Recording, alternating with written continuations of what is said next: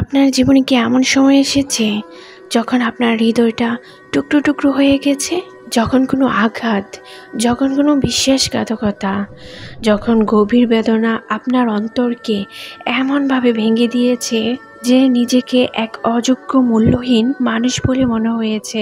যখন আপনার ক্ষতবিক্ষত হৃদয় নিয়ে আল্লাহর কাছে যেতে আপনার লজ্জা হচ্ছিল, কারণ আপনার মনে হয়েছিল এমন একটি ভাঙা অসম্পূর্ণ হৃদয় নিয়ে আমি কিভাবে আমার রবের সামনে দাঁড়াবো। আমরা প্রায়শই মনে করি আমাদের সুখের মুহূর্তগুলোই আল্লাহর কাছে প্রিয়, কিন্তু আজ আমরা আলোচনা করব এক গভীর সত্য নিয়ে। ছিন্ন ভিন্ন হৃদয়ও আল্লাহর কাছে দামি। আমরা জানব কিভাবে আমাদের ভাঙ্গা হৃদয় আল্লাহর কাছে ফিরে আসার এক বিশেষ মাধ্যম এবং কিভাবে তিনি আমাদের এই ভাঙ্গা অন্তরকে জোড়া লাগিয়ে দেন কোরআন, হাদিস, নবী, রাসূল ও সাহাবায়ে কেরামের জীবন থেকে নেওয়া অমূল্য শিক্ষা নিয়ে। আসসালামু আলাইকুম প্রিয় দর্শক, ভিডিওটি কোথাও না টেনে সম্পূর্ণ দেখার অনুরোধ রইল।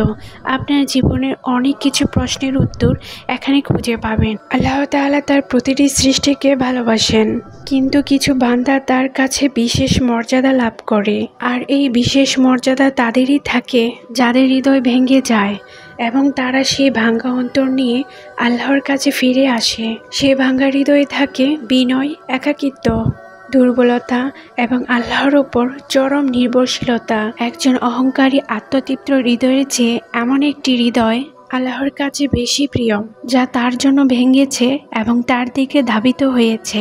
পবিত্র কোরআনে আল্লাহ তাআলা ইউসুফের ৮৭ নং আয়াতে বলেন, আর তোমরা আল্লাহর রহমত থেকে নিরাশ হইও না। নিশ্চয়ই আল্লাহ তাআলার রহমত থেকে কাফের ব্যতীত অন্য কেউ নিরাশ হয় না। এই আয়াতটি আমাদের আশার বাণী শোনায় যে যতই কষ্ট হোক না কেন, আল্লাহর রহমত সর্বদা আমাদের জন্য উন্মুক্ত। রাসূল সাল্লাল্লাহু আলাইহি সাল্লামের জীবনের দিকে তাকালে আমরা দেখতে পাই তার হৃদয় কতবার ছিন্ন ভিন্ন হয়েছে। শৈশবে তিনি তার বাবা মাকে হারিয়েছেন, যৌবনে প্রিয় চাচা এবং স্ত্রীকে। এই প্রতিটি আঘাতে তার হৃদয় আল্লাহর আরও কাছে গিয়েছিল। তিনি যখন তায়েফের মানুষের দ্বারা নির্যাতিত হয়েছিলেন, তিনি হতাশ হননি, বরং তিনি তার হৃদয় ভাঙ্গা নিয়ে আল্লাহর কাছে একটি অসাধারণ দোয়া করেছিলেন। তিনি বলেছিলেন, হে আল্লাহ, আমি তোমার কাছে আমার দুর্বলতা, আমার উপায়হীনতা এবং মানুষের কাছে আমার তুচ্ছতা নিয়ে অভিযোগ করছি। এই দোয়াটি তার ভাঙ্গা হৃদয়ের গভীর থেকে উচ্চারিত হয়েছিল এবং আল্লাহ তার এই দোয়ার জবাবে জিবরাইল আলাইহিস সালামকে পাঠিয়েছিলেন। এই ঘটনার মাধ্যমে আমাদের শেখায় যে আমাদের ভাঙ্গা হৃদয়ের গভীরতম দোয়া আল্লাহ শোনেন এবং তার জবাব দেন। আল্লাহ তাআলা তার একটি সুন্দর নাম রেখেছেন আল জব্বার, যার অর্থ হলো যিনি ভাঙ্গা জিনিসকে জোড়া লাগিয়ে দেন। এই নামটি কেবল ভাঙ্গা হাড় বা শারীরিক ক্ষতকে বোঝায় না, বরং এর মাধ্যমে তিনি আমাদের আত্মার ক্ষত, আমাদের হৃদয়ের ভাঙ্গা টুকরোগুলোকেও জোড়া লাগিয়ে দেন। যখন আপনার হৃদয় ভেঙে যায়, তখন একমাত্র তিনিই পারেন আপনার সেই ক্ষতকে সারিয়ে তুলতে। আপনার কাজ হলো সেই ভাঙ্গা অন্তরকে তার কাছে পেশ করা।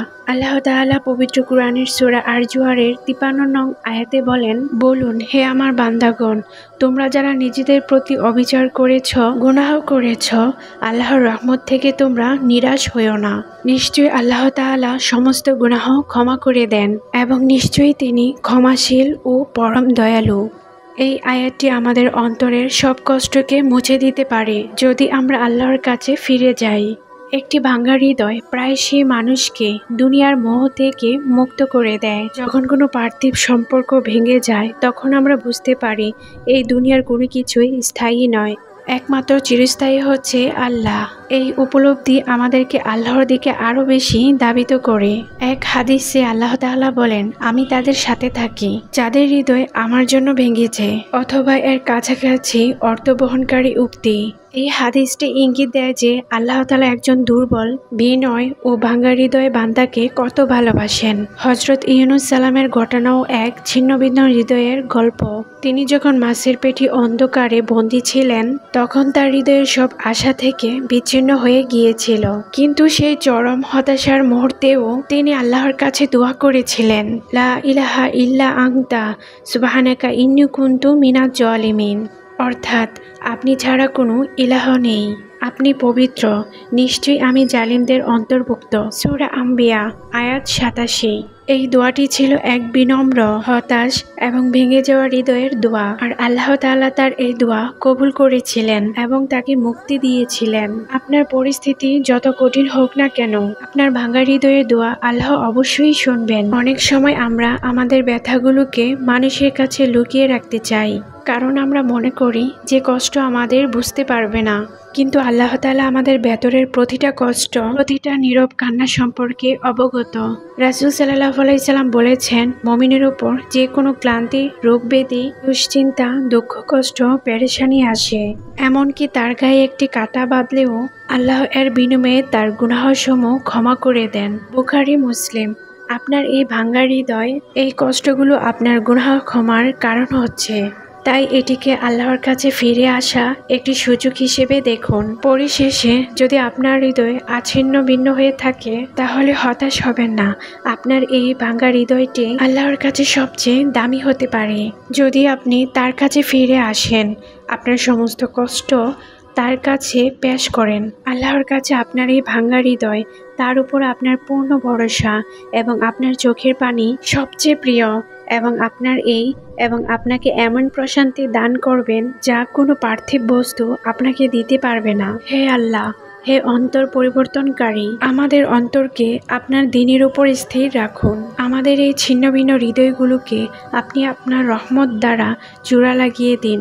আমাদের কষ্টগুলোকে আমাদের গুনাহ ক্ষমা করার কারণ বানিয়ে দেন এবং আমাদের অন্তরগুলোকে আপনার নৈকট্য লাভের সহায়তা করুন। আমাদের অন্তরকে বিনয় এবং আপনার প্রতি নির্ভরশীল করে দিন। আমিন। আমাদের এই মহৎ বার্তা ছড়িয়ে দিতে এবং ইসলামের আলোকে প্রতিটি হৃদয়ে পৌঁছে দিতে অনুগ্রহ করে চ্যানেলটিকে সাবস্ক্রাইব করুন এবং পাশে থাকা বেল বাটনটি অল করে দিবেন এবং আপনার মূল্যবান মতামত কমেন্ট বক্সে জানিয়ে দিবেন। আজকের মতো এখানেই বিদায় নিচ্ছি। সবাই ভালো থাকবেন, সুস্থ থাকবেন। আল্লাহ হাফেজ।